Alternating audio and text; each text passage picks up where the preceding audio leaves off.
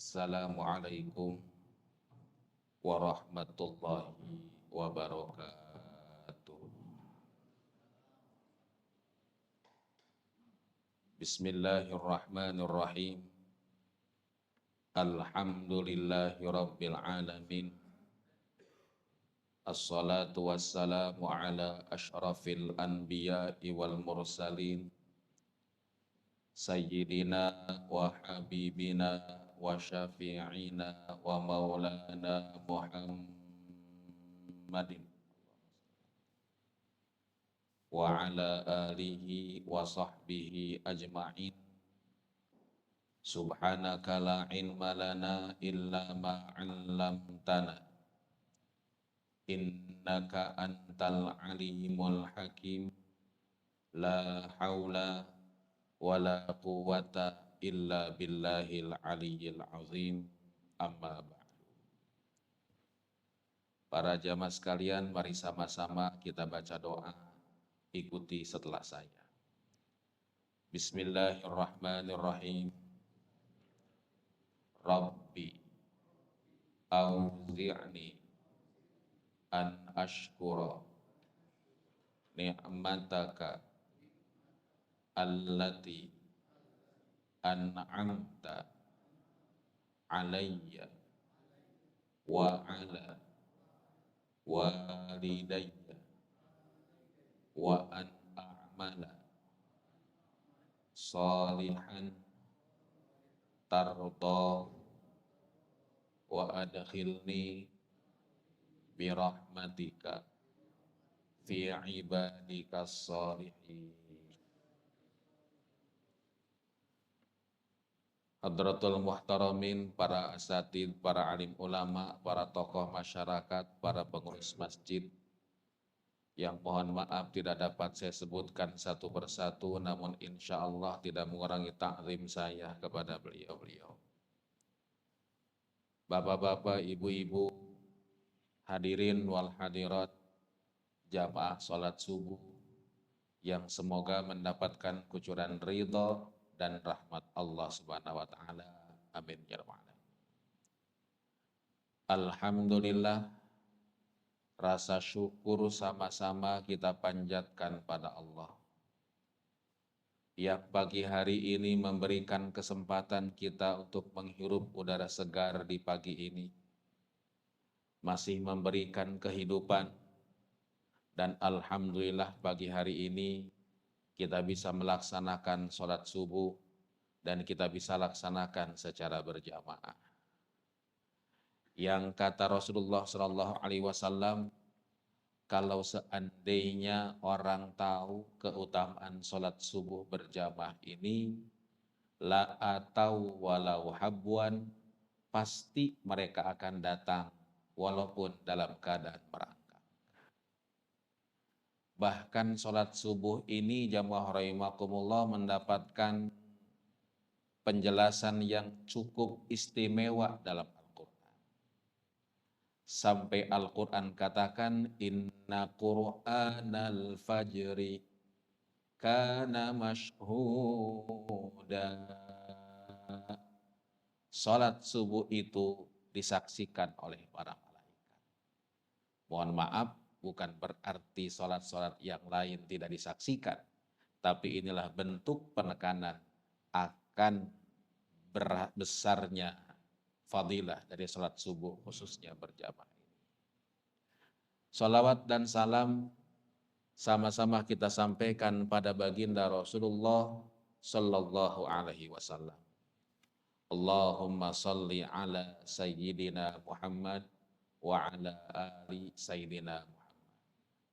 Para jamaah rahimakumullah, salawat ini ternyata adalah di antara zikir yang paling afdal.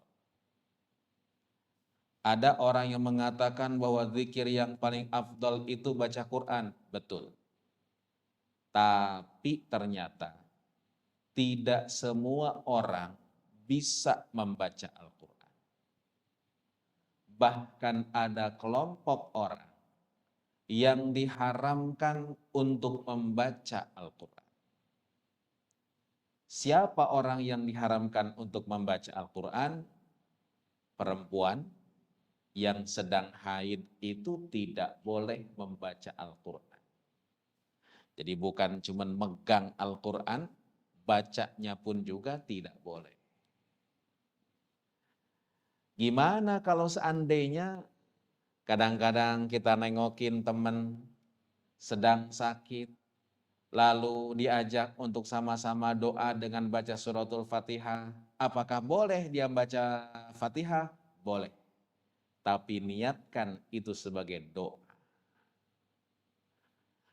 Para jamaah rahimakumullah, Allah Subhanahu wa taala perintahkan kita salat. Tapi Allah tidak pernah memerintahkan malaikat untuk melaksanakan salat. Allah Subhanahu wa taala perintahkan kita untuk puasa. Tapi malaikat tidak punya nafsu. Malaikat tidak suka makan, malaikat tidak nikah. Karena itu malaikat tidak melaksanakan puasa. Allah Subhanahu wa taala perintahkan kita haji. Tapi malaikat tidak kena beban untuk melaksanakan ibadah haji. Walaupun orang Indonesia itu yakin betul kalau di Mekah dan Madinah itu khususnya dalam prosesi ibadah haji dan umroh itu banyak malaikat yang hadir. Sampai-sampai orang Indonesia itu terkenal di Mekah dengan kedermawanannya, dengan kebaikannya. Pengemis di Mekah, Madinah tuh seneng banget kalau ngelihat orang Indonesia. Kenapa sebabnya? Karena orang Indonesia terkenal baik-baik, terkenal dermawan-dermawan. Padahal bisa jadi di Jakartanya pelit, ya mohon. Tapi datang ke Mekah berubah jadi baik. Kenapa sebabnya? Karena orang tua kita dulu, guru-guru kita dulu suka ngedoktrin. Kalau satu ketika punya rejeki bisa datang ke Mekah, bisa haji, bisa umroh, bisa ziarah ke makam Nabi. Kalau ada yang minta-minta jangan ditolak. Kasih aja berapapun juga. Kenapa sebabnya? Takutnya yang minta itu malaikat. Ini ajaran guru-guru kita dulu. Tapi mohon maaf, malaikat tidak dibebani taklif. Tidak dibebani, para jamaah rahimakumullah, ibadah-ibadah yang wajib. Walaupun kata Al-Quran, para malaikat ini la ya'sunallaha ma amarahum wa yaf'aluna ma yu'maru. Mereka tidak bermaksiat kepada Allah dan apapun yang Allah perintahkan pada malaikat selalu ditaati. Tapi sebelum Allah Subhanahu wa taala perintahkan kita umat Islam untuk bersolawat, Allah nyatakan dulu, innallaha, sesungguhnya Allah, wa malaikatahu, dan malaikatnya Allah, yusalluna 'alan nabi, itu bersolawat pada baginda Rasulullah sallallahu alaihi wasallam. Baru setelah Allah menyatakan dirinya bersolawat, Allah menyatakan malaikat bersolawat, baru Allah perintahkan, ya ayyuhalladzina amanu sallu alaihi wasallimu taslima. Wahai orang-orang yang beriman, sholawatlah kalian, salamlah kalian pada baginda Rasulullah Sallallahu Alaihi Wasallam. Di sini ada kalimat perintah, sallu alaihi wasallimu. Sholawatlah kalian, salamlah kalian. Para jamaah rahimakumullah, kalau ada perintah di dalam Al-Quran, ya mohon maaf, Al-Quran ini jamaah rahimakumullah itu bagaikan bahan. Bahan ini diolah, baru kemudian jadi bakwan, baru kemudian jadi pisang goreng. Padahal bisa jadi dasarnya adalah tepung, jemaah rahimakumullah. Bisa jadi cake, bisa jadi roti. Padahal bahan dasarnya adalah tepung. Nah, para jemaah rahimakumullah, ada perintah dalam Al-Quran. Mohon maaf, dalam Al-Quran tidak disebutkan sholawat itu wajib, sholawat itu sunnah.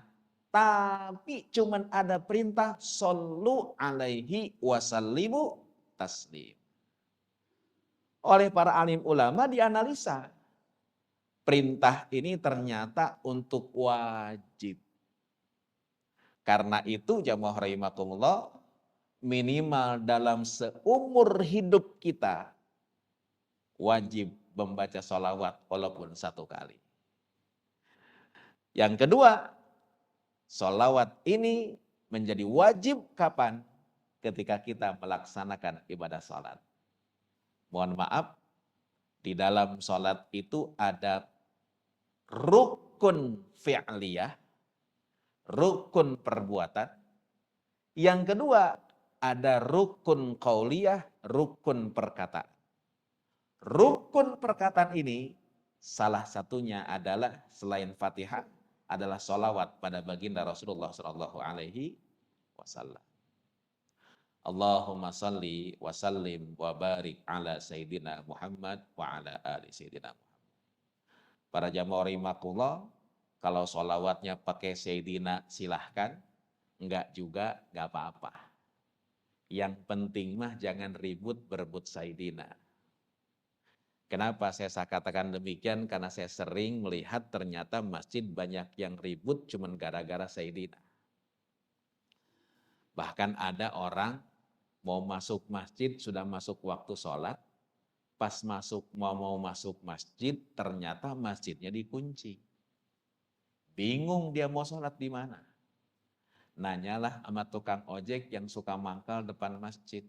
Bang, ini kenapa kok masjid dikunci? Kita nggak bisa sholat di dalam, padahal kan masuk waktu sholat. Kata tukang ojek, Pak Haji, sengaja ini masjid dikunci, karena tadi di masjid ada yang berantem. Siapa yang berantem di masjid, Pak? Maaf Pak Haji, tadi di masjid ada yang berantem.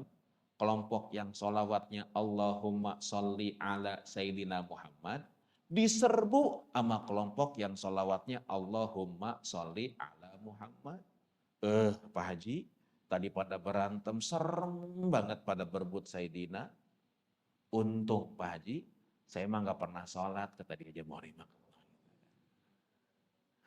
Para jamaah rahimakumullah, mohon maaf, ayatnya sama, hadisnya sama, tapi sudut pandang yang berbeda, itu akan memunculkan konsekuensi hukum yang berbeda. Mohon maaf, tadi saya disuruh bahas tentang fikih. Sedikit kita akan kupas salah satunya. Bapak, Ibu, mohon maaf, kira-kira kalau tidur itu membatalkan wudhu apa enggak? Batal apa enggak? Para jamaah rahimakumullah, maaf, yang membatalkan wudhu itu satu diantaranya zawalul akli, hilangnya akal. Pertanyaannya adalah, apakah tidur menghilangkan akal? Kalau pingsan, itu hilang akalnya. Mughma alaih dalam kitab kuning, pingsan hilang akalnya. Begitu bangun batal wudhunya. Tapi kalau tidur kira-kira hilang nggak akalnya? Nah, para jamaah rahimakumullah, maaf, hadisnya sama. Tapi sudut pandang yang berbeda akan memunculkan konsekuensi hukum yang berbeda. Para jamaah rahimakumullah, kalau kita buka kitab Sahih Muslim, jamaah rahimakumullah, Kitab hadis itu kan ada derajat-derajatnya. Yang pertama Sahih Bukhari, Sahih Muslim. Para jamaah rahimakumullah, ya kan. Terus kitab-kitab yang lainnya. Ada satu hadis baginda Rasulullah SAW. Hadisnya ini hadis fi'li, artinya perbuatan para sahabat dan takrirnya Rasulullah SAW. Apa kata Imam Muslim? Kana ashabun nabiyyi sallallahu alaihi wasallam. Ada para sahabat baginda Rasulullah sallallahu alaihi wasallam.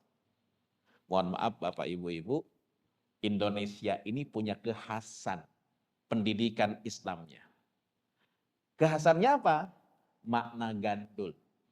Jadi kalau bapak-bapak, ibu-ibu, mohon maaf, di Amerika, di Arab sendiri nggak ada tuh. Ya, karena iku ada. Siapa Muhammad, siapa ashabun Nabi SAW, sahabat-sahabat Nabi. Makanya mohon maaf, kita punya tradisi khusus, yaitu maknai bahasa Arab itu dengan gandul perkata dengan posisi gramatikalnya. Ini kekhususan orang Indonesia. Makanya jamaah rahimakumullah, orang Indonesia itu apa yang ada di Timur Tengah, di Indonesia banyak. Tapi apa yang di Indonesia belum tentu ada di Timur Tengah. Kenapa sebabnya? Karena mohon maaf, Indonesia ini mempunyai kekuatan Islam yang luar biasa. Yang tidak dimiliki militansinya itu oleh negara-negara yang lain. Para jamaah rahimakumullah, mohon maaf, 350 tahun Indonesia dijajah oleh Belanda. Dari ujung rambut sampai ujung kaki jamaah rahimakumullah dijajah oleh Belanda. Dan penjajahan tidak terlepas dari 3 hal. 1, gold. 2, glory. 3, gospel. Tapi maaf, ternyata penjajahan tak mampu merubah akidah umat Islam Indonesia. Maaf, negara tetangga kita Filipina dijajah oleh Amerika tidak lebih dari 100 tahun, Pak. Tapi terjadi konversi agama di sana. Manila itu dulu adalah via Manila. Berubah jadi Manila. Akhirnya kita jadi kecil. Hanya di Mindanao para jemaah. Maaf, Portugis menguasain Timor Leste. Sebelum masuk ke Indonesia. Jajahannya nggak lebih dari sekitar, nggak jauh beda dengan Indonesia lah, sekitar 200 tahunan. Tapi maaf, terjadi gold, glory, dan gospel. Tapi ternyata orang Indonesia menunjukkan militansinya. Ya. Bahkan mohon maaf, bahasa Indonesia ini mengadopsi sekitar 3.000 kata dari bahasa Arab. Tiap pagi orang baca surat kabar. Surat kabar itu bahasa Arab, Pak. Ya. Suratnya jelas. Suratul Fatihah, Suratul Ahzab. Kabarnya khobar. Cuman sayang suka ditulis kho itu KH. Jadi kabar. Mohon maaf, hari-hari di Indonesia ya ternyata diambil dari bahasa Arab. Ahad, Isnin. Cuman orang Indonesia susah nyebut Isnin jadi Senin. Sulasa, susah nyebut Sulasa jadi Selasa. Ruba, susah nyebut ruba jadi Rabu. Kemis itu Khomis. Cuman tulisannya KH jadi Kamis. Jadi mohon maaf, ya Indonesia ini menjadi kiblat sebenarnya bagaimana Islam hakiki. Para jamaah rahimakumullah. Cuman sayang, Indonesia ini punya jiwa inferior. Mohon maaf, inilah jamaah rahimakumullah, warisan Belanda zaman dulu. Mengapa inferior sejak SMP kita diajari bahwa orang Indonesia itu adalah Pithecanthropus erectus, monyet yang berjalan apa namanya? Tegak. Jadi kita ini keturunan monyet. Sedangkan orang Eropa itu Homo sapiens, ya kan? Makhluk yang punya akal. Akhirnya mohon maaf ya mohon ini penelitian Belanda masuk dalam pendidikan kita. Akhirnya orang Indonesia itu inferior, Pak. Kalau udah ngelihat orang Barat, wah hebat. Padahal mohon maaf, orang Barat yang datang ke Indonesia itu kebanyakan apkiran, Pak. Tapi di kantor-kantor sama pinternya, bahkan lebih hebat orang Indonesia karena bule dianggap. Pantesan main bola kita nggak pernah menang. Karena jiwa inferiornya itu ada. Maaf, melihat orang Arab dianggap paling alim. Saya pas umroh jamaah rahimakumullah kaget. Padahal banyak ustadz-ustadz, banyak kiai-kiai, jamaah Indonesianya kebanyakan, tapi begitu jadi imam, ada tukang panggul, Pak.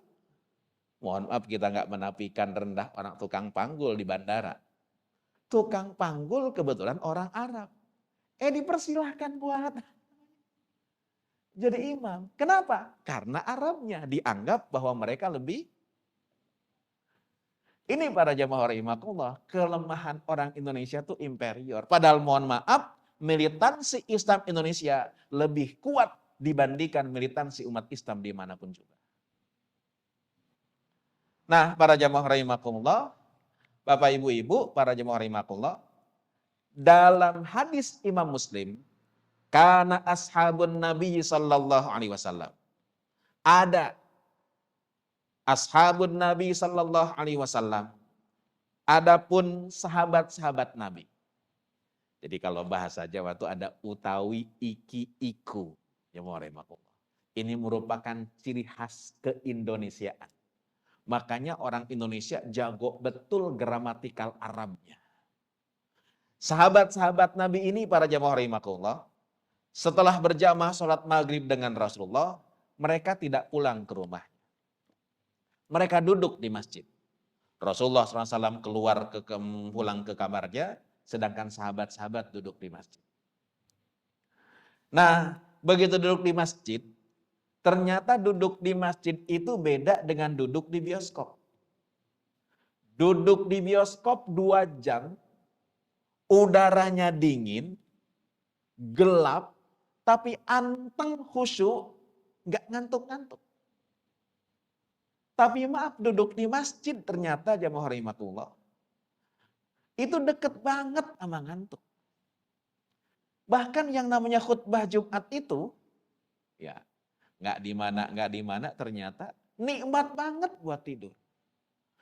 Ya, saya lihat kadang-kadang mohon maaf, pas khotib naik mimbar, Assalamualaikum warahmatullahi wabarakatuh. Itu jamaah tuh pada baca doa, Bismika Allahumma ahya wa bismika. Pulas semuanya jamaah. Padahal nonton bola jam 2 malam, anteng. Duduk di masjid, cepat ngantuk. Saya teliti kenapa sih yang namanya majlis taklim, yang namanya pengajian, yang namanya di masjid, itu ternyata dekat banget sama ngantuk. Karena ternyata, saya buka kitab lah, namanya Muraqi Ubudiyah. Muraqi Ubudiyah ini syarah. Karangan Muraqi Ubudiyah ini karangan seorang ulama asli Indonesia, namanya Syekh Nawawi bin Yusuf Al-Bantani. Atau yang disebut dengan Syekh Nawawi Al-Bantani. Beliau ini jamaah rahimakumullah, orang Banten asli, lalu mengembara ke Mekah, meninggal di Mekah, dan ketika di Mekah jamaah rahimakumullah menjadi sayyidu ulama il-Hijaz, menjadi pemimpin ulama Mekah Madinah. Makanya dulu abad 18-19-an orang Indonesia itu terkenal kealimannya di Saudi Arabia, di Mekah. Waktu itu belum ada Saudi Arabia. Saudi Arabia baru muncul tahun 1920. Terkenal dengan kealimannya. Orang Jawa ada Syekh Nawawi Al-Bantani Al-Jawi karena orang Jawa. Kalau bapak-bapak, ibu-ibu yang mau rahimakumullah di Jawa Timur, ada sebuah kota namanya Pacitan. Di Pacitan itu ada sebuah daerah namanya Termas. Dari Termas ini ada seorang ulama besar yang pemikirannya tentang ilmu hadis dipakai seluruh dunia. Namanya Syekh Mahfud At-Turmusi. Jadi kalau kita urut sanad ulama-ulama Indonesia, ya mohon maaf, saya punya pesantren, saya punya guru-guru saya Jamuh Rahimakumullah, salah satunya dari guru saya naik ke Syekh Hasyim Asy'ari. Dari Syekh Hasyim Asy'ari itu semua ulama Indonesia berguru pada Syekh Mahfud At-Turmusi. Orang Padang ada Syekh Khatib Al-Minangkabawi. Orang Minangkabau. Orang Buton ada Syekh Abdul Ghani Al-Butoni. Orang Sulawesi ada Syekh Yusuf Al-Makassari. Nah, para jamaah rahimakumullah, mohon maaf, ini Imam Syekh Nawawi Al-Bantani ini memberikan syarah, memberikan keterangan pada sebuah kitab karangan Imam Ghazali namanya Manhajud Bidayatul Hidayah. Nah, dalam kitab ini kata Al-Ghazali ternyata setan itu ada spesialisasinya. Ada setan yang goda di pasar, ada yang setan yang goda di majlis taklim. Setan yang goda di majlis taklim itu namanya setan wash'am. Apa? Wash'am. Ini setan wash'am kalau datang ke masjid, ke majlis taklim, itu membawa dua senjata. Satu tepung, dua jarum. Jadi begitu datang jamaah rahimakumullah ke majlis taklim, dibiarkan 5 menit, wash'am keluar. Wash'am keluar, yang pertama kali dia bawa adalah tepung. Orang yang sedang duduk tiba-tiba ditiup mukanya pakai tepung. Yang tadinya nggak ngantuk tiba-tiba begini jamaah rahimakumullah. Yang kedua, jarum. Jarum itu ditusuk-tusuk ke paha. Sehingga duduk di bioskop ajak istiqomah nggak berubah-ubah. Tapi lihat di majlis taklim 5 menit geser, 5 menit berubah berubah duduknya. Kenapa? Karena ada setan wash'am ya murid. Begitupun juga dengan para sahabat. Sahabat-sahabat ini duduk di Masjid di Nabawi, itu ternyata terkantuk-kantuk. Hatta tahfiqa ru'usuhum, sampai kepalanya begini-begini. Saking ngantuknya. Nah, Rasulullah begitu masuk waktu Isya, agak dimundurkan sedikit, supaya betul-betul ghiyabus syafaqil ahmar, hilangnya mega merah itu betul-betul tahakkuk, pasti dimundurkan sedikit. Karena itu jamaah rahimakumullah, sunnah untuk mengakhirkan sholat Isya. Tapi makruh tidur dulu. Kita kan kadang-kadang kan, bangunin saya belum sholat Isya. Makruh tidur dulu. Diakhirkan sampai betul-betul malam, sunnah. Tapi kalau tidur dulu hukumnya makruh. Nah, para jamaah rahimakumullah, sahabat-sahabat yang tadi ketiduran itu, begitu Rasulullah keluar dari kamarnya, sholat Isya, langsung bangun, walam yatawadda'u, dan mereka tidak wudhu lagi. Jadi kalau begini kira-kira tidur itu membatalkan wudhu apa? Tadi sahabat terkantuk-kantuk. Nabi datang, sholat Isya, ikut dengan Rasulullah, tidak wudhu lagi. Ini hadisnya. Mohon maaf, hadis ini dipahami oleh para alim ulama. Muncullah seorang ulama besar namanya Imam Maliki. Imam Maliki ini jamaah rahimakumullah, madhabnya kedua setelah madhab Hanafi. Madhab pertama yang paling tua itu madhab Hanafi. Yang kedua madhab Maliki. Imam Maliki ini tinggalnya di Hijaz. Hijaz itu antara Mekah, Madinah. Para jamaah rahimakumullah bahkan banyak kan tinggal di Madinah. Kata Imam Maliki, ini sahabat tadi tidurnya nggak pules. Jadi kalau dalam pandangan madhab Maliki, tidur itu membatalkan wudhu atau tidaknya tergantung pules atau tidaknya. Kalau tidur pules, tidak batal wudhu. Kalau tidur pules, batal wudhu, mau terbalik. Ya, pules batal wudhu. Kalau nggak pules, tidak batal wudhu. Ya makanya kita lihat dulu. Nah, para jamaah rahimakumullah, mana yang bedakan antara tidur pules dan tidak pules? Kata Imam Maliki, kriteria tidur tidak pules itu 3. 1, mata merem, kuping masih dengar, berarti tidak pules. Mana buktinya? Itu sahabat tadi ketiduran, tiba-tiba Rasulullah keserak datang, dia bangun, berarti mata merem, kuping masih dengar. Tidak batal wudunya. Insya Allah tidur inilah tidur bapak-bapak ketika khutbah Jumat.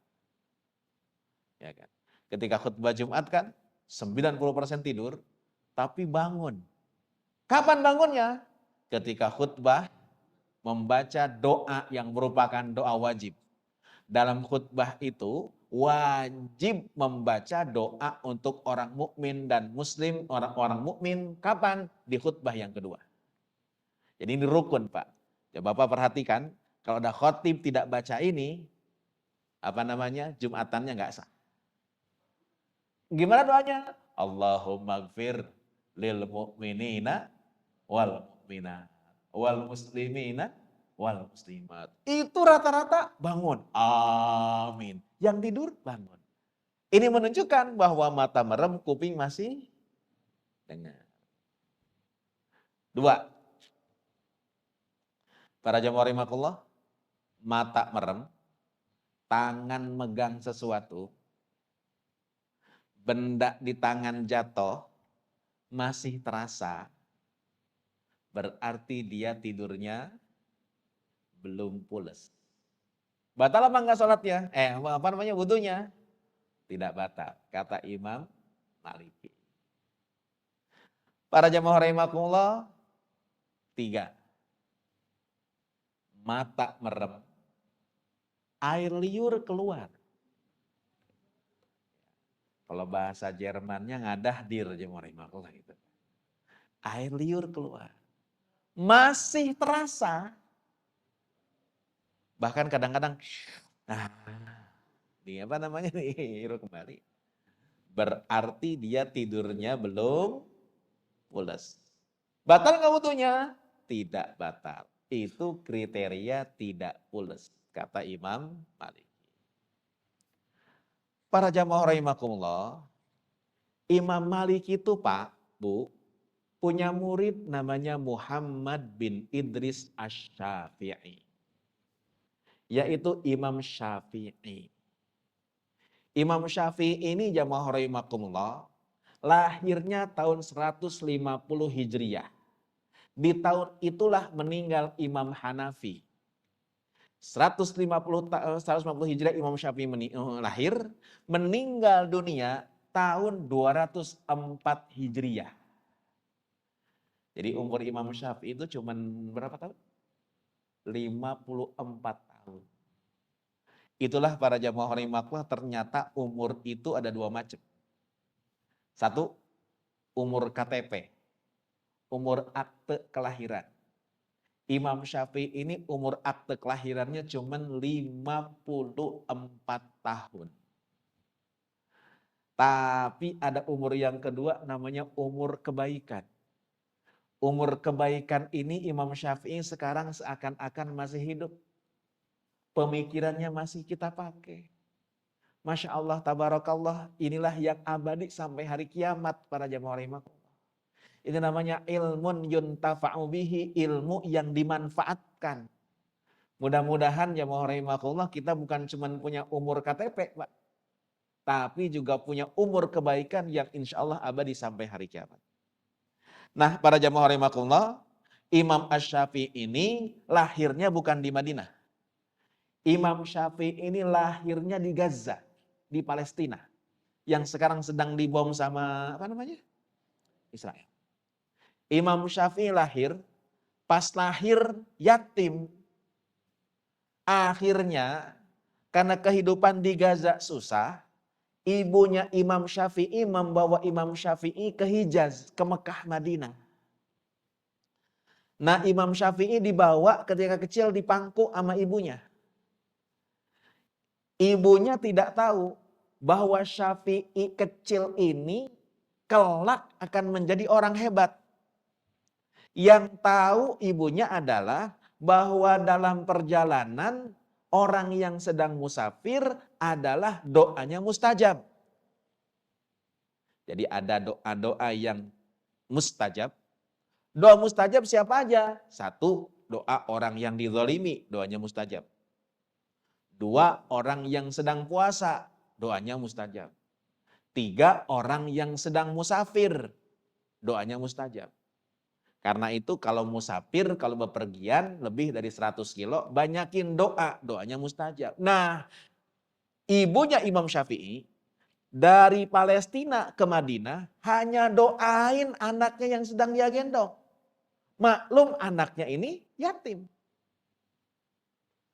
Sampailah di Madinah. Begitu sampai di Madinah, kata ibunya Imam Syafi'i, Syafi'i, kau ngaji, kau belajar. Sama siapa? Tuh ada seorang ulama namanya Muslim bin Khalid. Jadi guru pertama Imam Syafi'i itu namanya Muslim bin Khalid. Baik, guru. Baik, saya ngaji ke situ. Syafi'i, ibu ini orang miskin. Ibu tidak bisa memberikan engkau alat tulis. Karena kertas zaman itu, Pak, termasuk benda mewah. Apalagi alat tulis pulpen yang lainnya, zaman itu merupakan yang termasuk barang mewah. Kau ngaji sama Muslim bin Khalid, tapi kau tidak bisa bawa, ibu tidak bisa bekelin dengan alat tulis. Terus gimana dong belajarnya? Kata ibunya, Syafi'i, kalau engkau nanti belajar sama Muslim bin Khalid, kau duduk di depan. Kau duduk di depan, pelototin tuh muka guru engkau. Jadi mohon maaf, Imam Syafi'i kecil, duduk di depan, setiap ngaji ngeliatin gurunya, melototin. Sampai Muslim bin Khalid tuh kaget. Ini kok ada anak kecil ngaji kerjaannya melototin guru, bukan nyatet. Terus dia rasain, ternyata kalau Syafi'i kecil ini melototin gurunya, ilmu gurunya tuh kayak kesedot. Dia kaget, ini orang aneh ini.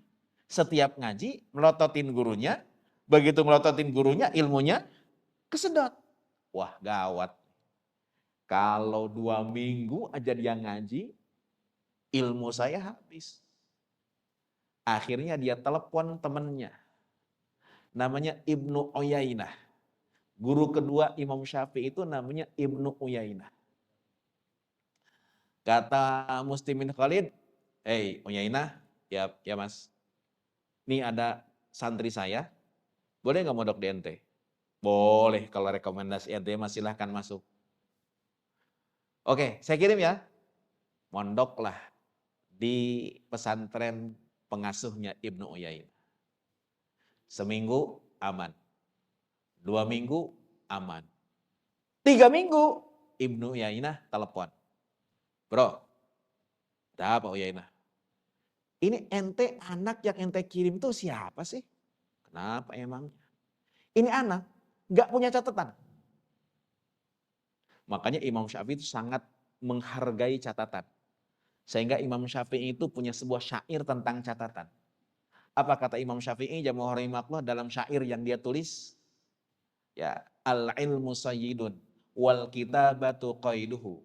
Qayyid suyudaka bil hibalil wasiqah. Faminal wasaqati faminal jahalati antasida ghazalatan wa tatrukuha bainal khalaiqi taliqatan. Faminal hamaqati antasida ghazalatan wa tatrukuha bainal hamaiqi taliqatan. Itu syair Imam Syafi'i. Ilmu itu bagaikan buruan. Sedangkan tulisan itu bagaikan alat burunya.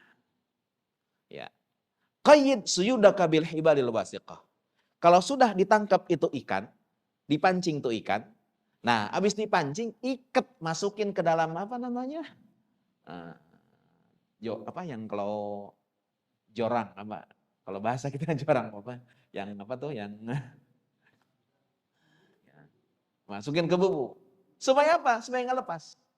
Faminal hamaqati antasida ghazalatan. Bodoh kalau orang udah dapetin buruan, udah dapetin pancingan, tapi dilepas begitu aja, nggak diikat, hilang itu. Itu kenapa Imam Syafi'i nulis syair ini karena sangat menghargai apa namanya tulisan, karena beliau tidak punya apa namanya alat tulis.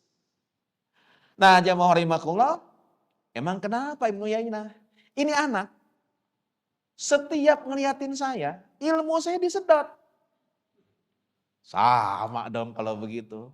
Bahaya nih kita nih. Kalau dia terus ngaji di kita, ilmu kita habis. Terus gimana dong? Udah gini aja dah. Kita serahkan ke maha guru kita. Siapa maha guru mereka? Namanya Imam Maliki. Makanya suka disebut syekh. Syekh itu gurunya guru. Jadi mohon maaf kata-kata syekh, kita suka dengar syekh. Syekh itu secara bahasa orang ma fauqal arba'in. Man fauqal arba'in. Orang yang umurnya udah 40 tahun lebih dinamain syekh. Jadi saya yakin Bapak di sini syekh semuanya. Ini boleh aja Pak kita Bapak panggil Bapak syekh. Karena di atas 40 tahun. Yang kedua, syekh itu adalah gurunya guru. Gurunya guru namanya syekh. Kirim kemana? Ke guru kita. Siapa? Imam Maliki. Diserahkan ke Imam Maliki radhiyallahu anhu para jamaah. Imam Syafi'i belajar pada Imam Maliki 13 tahun. Ngaji Imam Maliki pada Imam Syafi'i pada Imam Maliki 13 tahun. Baru setelah 13 tahun ngaji pada Imam Maliki, dia punya pendapat yang beda dengan Imam Maliki. Tapi dia tidak merendahkan gurunya. Para jamaah rahimakumullah. Setelah 13 tahun. Mohon maaf kadang-kadang di kita Pak, baru ngaji cuma lewat radio Pak. Rumahnya di Pulau Gadung, kantornya di Sudirman. Tiap hari macet, sambil macet dengerin radio. Begitu sampai di kantornya, turun ke bawah, ke basement. Pengajian yang lewat radio, gak kedengeran lagi. Tapi ternyata ngaji cuma lewat radio aja. Gampang nyalahin orang. Ini yang repot. Imam Syafi'i baru beda pendapat dengan Imam Maliki dan baru mau ngeluarin pendapatnya setelah ngaji berapa tahun? 13 tahun, dasarnya sudah kuat. Nah kata Imam Syafi'i, Syekh maaf, ini membedakan mana tidur, apa tadi itu? Pules dan tidak pules itu susah. Terus gimana dong? Menurut pandangan saya tidak melihat kualitas tidurnya, tapi cara tidurnya. Itu sahabat itu tidurnya bukan dalam keadaan terlentang, bukan dalam keadaan tengkurap, tapi tidurnya duduk. Mumakinan mak'adahu, pantatnya ajeg, tidak kebuka. Jadi dalam pandangan saya, selama tidurnya duduk, maka tidak batal. Hadisnya sama, sudut pandang yang berbeda memunculkan konsekuensi hukum yang berbeda. Imam Syafi'i, jamaah rahimakumullah, ya kan, yang nanti di kemudian hari menjadi sebuah madhab namanya madhab Syafi'i, yang pengikutnya banyak di Indonesia, yang banyak di Asia Tenggara, jamaah rahimakumullah, yang banyak di Eropa Timur, ya kan, itu jamaah rahimakumullah memandang cara tidurnya duduk atau tidak duduk.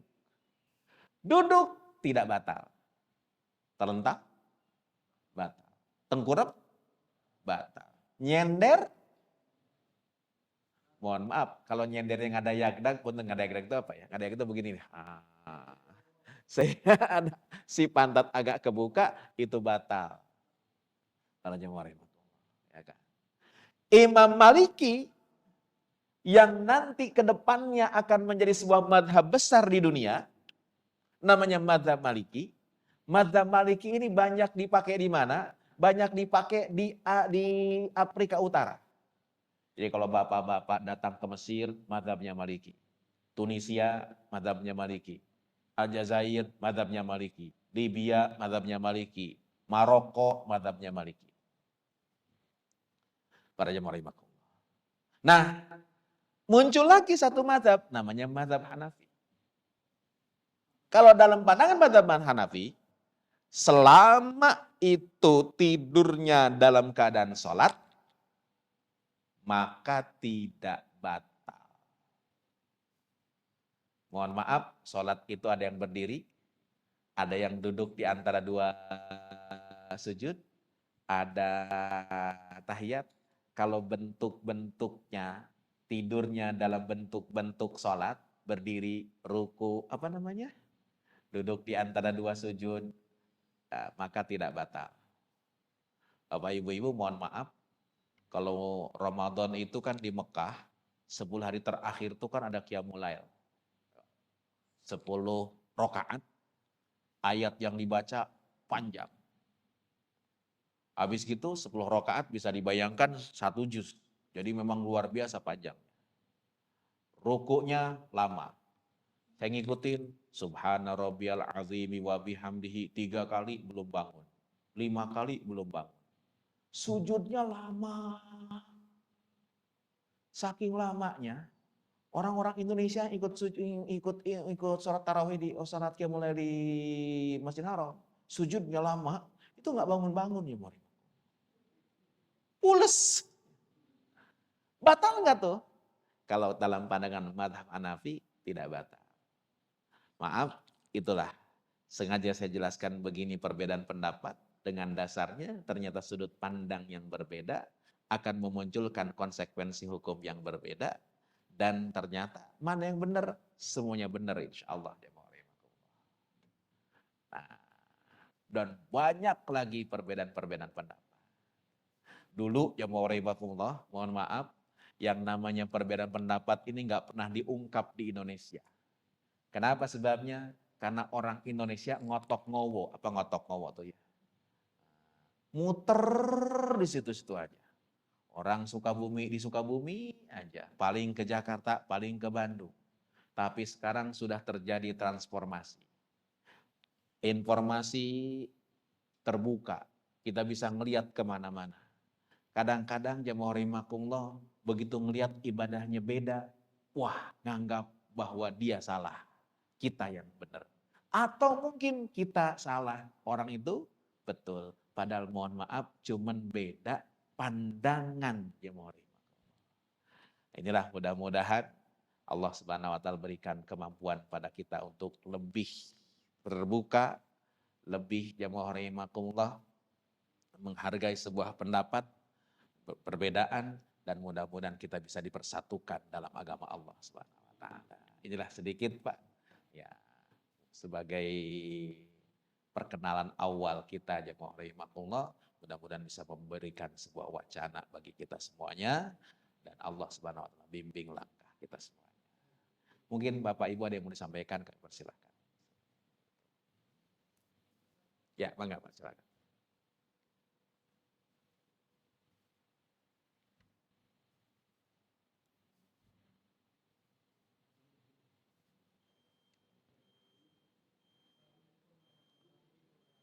Waalaikumsalam.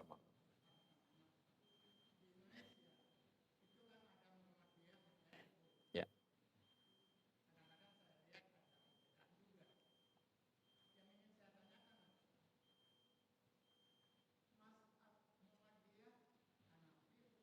Baik. Baik. Bismillahirrahmanirrahim. Bismillahirrahmanirrahim. Subhanaka la ilma lana illa ma 'allamtana innaka antal alimul hakim. Para jamaah rahimakumullah, Muhammadiyah dengan NU itu punya guru yang sama. Syekh Ahmad Dahlan itu belajar ke Mekah.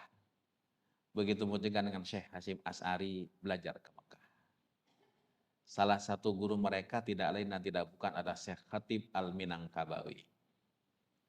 Bapak Ibu, dalam manaqib Syekh Khatib Al-Minangkabawi, beliau ini pernah pulang ke Padang. Tapi maaf, begitu sampai di Teluk Bayur dia nggak turun. Pulang lagi ke Mekah. Kenapa sebabnya? Karena dia sadar kalau dia pulang ke tanah air Indonesia pasti ditangkap oleh Belanda.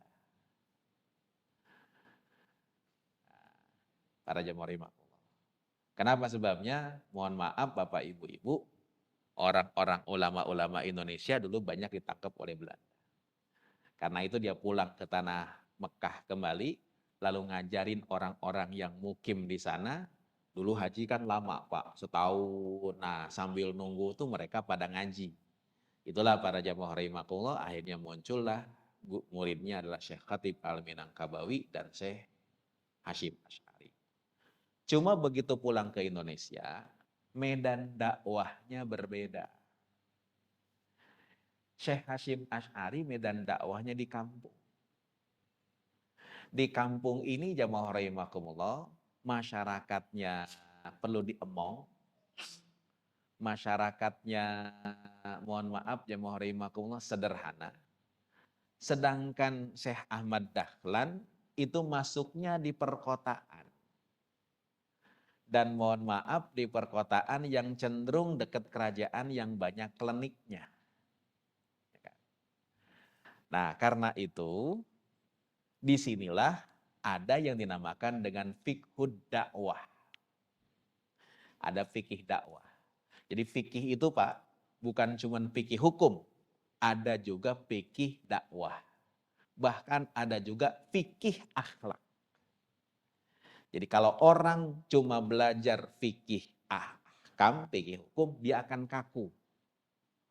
Ya, contoh, dalam ilmu waris, seorang istri mendapatkan 1/8 dari harta suami, kalau suaminya meninggal dunia, dengan syarat bahwa si bapak itu, si suaminya tidak punya anak. Kalau punya anak, kalau tidak punya anak dapat 1/4 si istri itu. Kalau punya anak berapa? 1/8. Tanahnya 80 meter. Berarti kalau gitu istri dapat berapa? 10 meter. Fikih ahkam akan berkata, anaknya boleh berkata, ibu jatahnya cuma 10 meter ya. Ibu nggak boleh keluar dari kamar ibu karena ini ibu cuma 10 meter. Ini fikih ahkam. Tapi fikih ahkam ini tidak bisa diterapkan kalau bertentangan dengan fikih akhlak. Ya kan? Kalau cuma kita belajar fikih ahkam doang, kaku. Begitupun juga ada fikih dakwah. Kalau Indonesia dulu di Islam masuk ke Indonesia tidak pakai fikih dakwah, bahaya. Terjadinya berantem. Tapi maaf, Islam masuk ke Indonesia tidak pernah ada pertentangan. Wah, dulu kan katanya kerajaan Demak itu muncul perang dengan Majapahit. Mohon maaf, Demak dalam catatan sejarah tidak pernah perang dengan kerajaan Majapahit. Majapahit jamaah rahimakumullah kita tahu muncul pertama kali dengan rajanya Raden Wijaya. Selesai Raden Wijaya, muncul seorang perempuan yang jadi raja Majapahit. Namanya Tribuana Tunggadewi. Selesai Tribuana Tunggadewi, muncul raja yang membawa kejayaan Majapahit, namanya Hayam Wuruk. Nah, setelah periodenya Hayam Wuruk, terjadi perang Paregrek.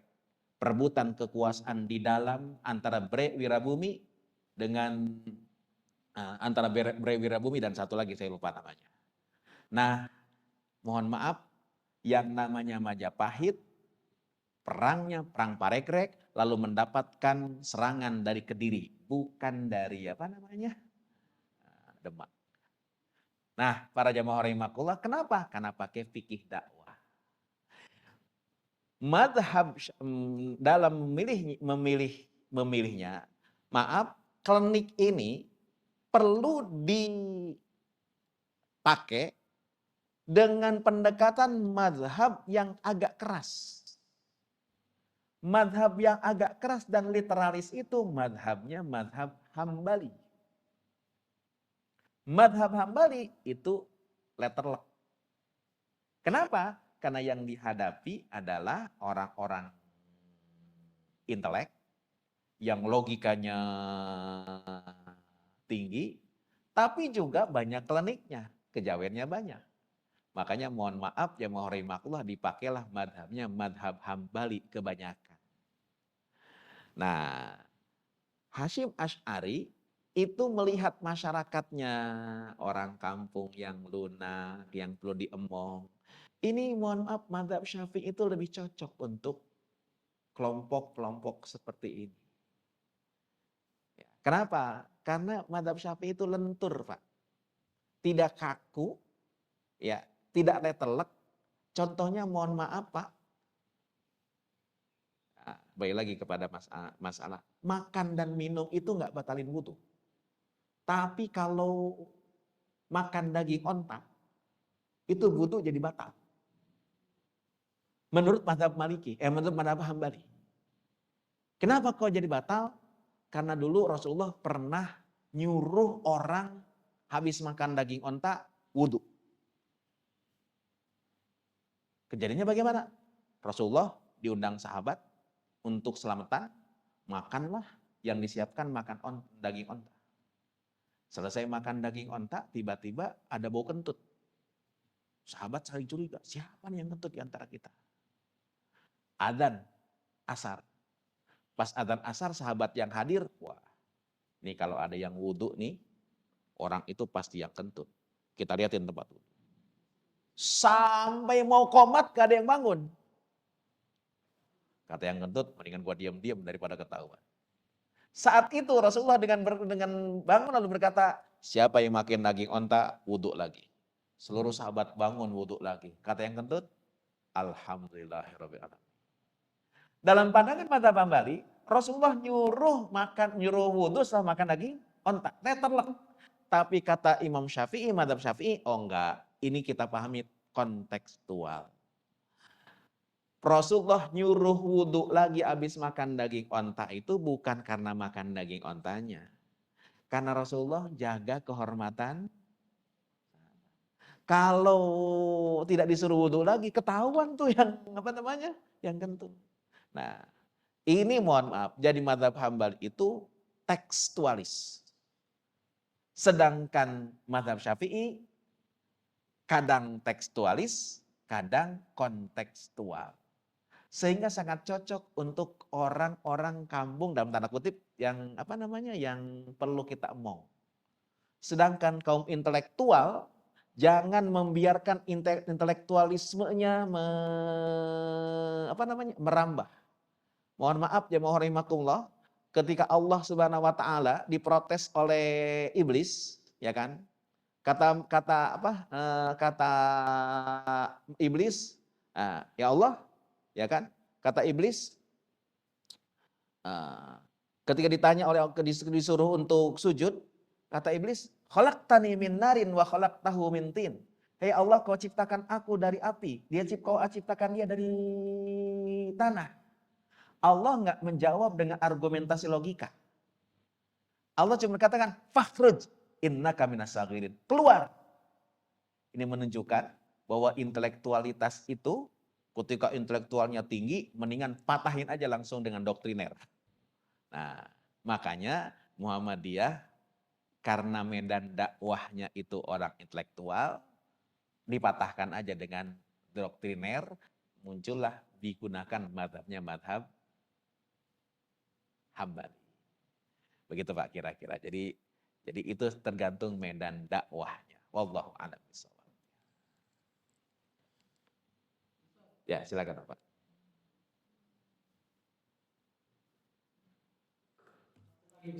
Ya.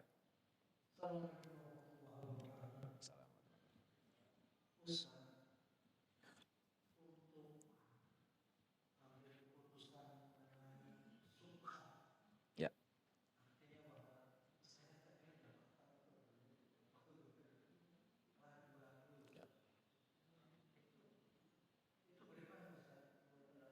Baik. Baik. Assalamualaikum. Dalam sebuah kaidah fikih dikatakan al-yaqinu la yuzalu bisyak. Sebuah keyakinan itu tidak runtuh dengan munculnya keraguan-raguan. Karena itu jamaah rahimakumullah, khususnya dalam ibadah itu perlu keyakinan. Ya, ragu-ragu harus dihilangkan. Kenapa sebabnya? Karena ibadah itu bima fi dhannil mukallafi. Dalam keyakinan orang yang melakukan. Bapak sholat, Allah Akbar. Kayaknya gua nggak sah dah. Bener nggak sah, Pak? Karena ya, keyakinannya tidak sah. Beda dengan muamalat. Kalau muamalat itu jamaah rahimakumullah bima fi nafsil amri, kenyataannya bagaimana? Sebuah transaksi sah ataupun tidaknya bukan karena keyakinan, oh saya mah yakin ini sah, enggak. Tapi menurut kenyataannya bagaimana. Karena itu jamaah rahimakumullah yang diperlukan pertama kali adalah keyakinan. Kalau itu bilangan, maka yang yakin itu adalah yang paling sedikit. Ambilnya. Itu kalau bilangan. Tapi kalau itu pengerjaan, ya, pekerjaan, maka yang diambil itu adalah mengerjakan. Ya. Mengerjakannya kita ambil. Wah, tadi saya baca Fatihah apa enggak? Baca Fatihah. Karena misalnya dalam sholat. Jadi begitu. Jadi ambillah keyakinan kalau dalam bilangan itu adalah yang terkecil. Wallahu a'lam. Karena sebabnya, kenapa sebabnya? Karena memang keyakinan ini akan mempengaruhi tentang kesahannya ibadah. Baik, cukup saya kira Pak. Mudah-mudahan Allah bimbing kita semuanya. Kita tutup dengan Al-Fatihah. Bismillahirrahmanirrahim. Alhamdulillah. Ar-Rahmanir-Rahim. Maliki yaumiddin. Iyyaka na'budu wa iyyaka nasta'in. Ihdinas siratal mustaqim. Siratal ladzina an'amta 'alaihim ghairil maghdubi 'alaihim waladdallin. Allahumma anfa'na bima 'allamtana wa 'allimna ma yanfa'una warzuqna ilman yanfa'una. Allahumma rzuqna fahman nabiyyin wa hifdzal mursalin wa ilhamal malaikatil muqarrabin. Allahumma aghnina bil ilmi wa zayyinna bil hilmi wa akrimna bit taqwa wa jammilna bil afiyah. Rabbana taqabbal minna innaka antas samiul alim wa tub alaina innaka antat tawwabur rahim. Ya Rabbi bil Mustafa balligh maqasidana waghfir lana ma madaya wasi'al karami. Subhana rabbika rabbil izzati amma yasifun. Wassalamun alal mursalin walhamdulillahi rabbil alamin. Terima kasih. In uridu illal islah mastata'tu wa ma taufiqi illa billah alaihi tawakkaltu wa ilaihi unib. Hasbunallahu wa ni'mal wakil, ni'mal mawla wa ni'man nasir. La haula wa la quwata illa billahil alil azim. Wallahu muwaffiq ila aqwamit thoriq. Assalamualaikum warahmatullahi wabarakatuh.